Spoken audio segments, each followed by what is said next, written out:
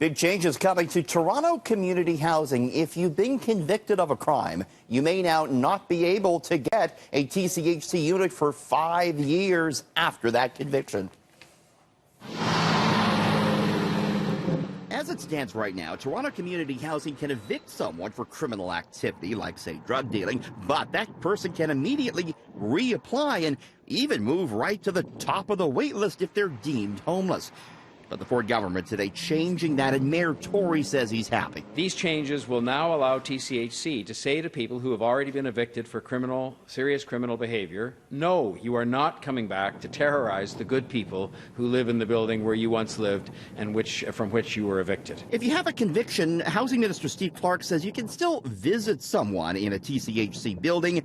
You just are not allowed on the lease for that 5-year period. He also says he'll give Toronto community housing staff the discretion to make their own decisions when it comes to these matters, meaning the rules aren't hard and fast. We want to make sure that community safety is paramount in community housing, and that's why we've made this decision. Your government is funding community housing, I think, below what the Liberals had planned. What would you say to people who think maybe the real issue here might be more money needed to fix the badly needed repairs at TCHC, sir?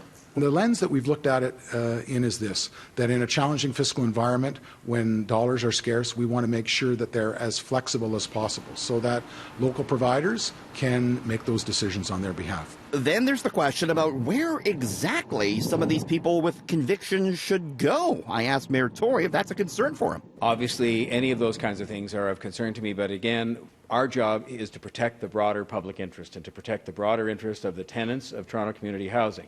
And when you have an instance in which somebody has been evicted for serious criminal behavior and now are coming back and asking to be readmitted to that housing, I think it is very fair, and I thank the government for allowing Toronto community housing to have the discretion in favor of the broader interests of all the other tenants to say no. Another big change being made is that someone on the waiting list for a TCHC building will have to accept the first unit offered to them. As it stands now, they could refuse 3 times and still stay at the top of the wait list. Do you think that would pose any challenge with someone perhaps ending up living in a unit but working on the other side of the city, or kids having to go to school a great deal from where their unit would be located? It converts the waiting list into more of an access system, which I think in terms of community housing we want to create.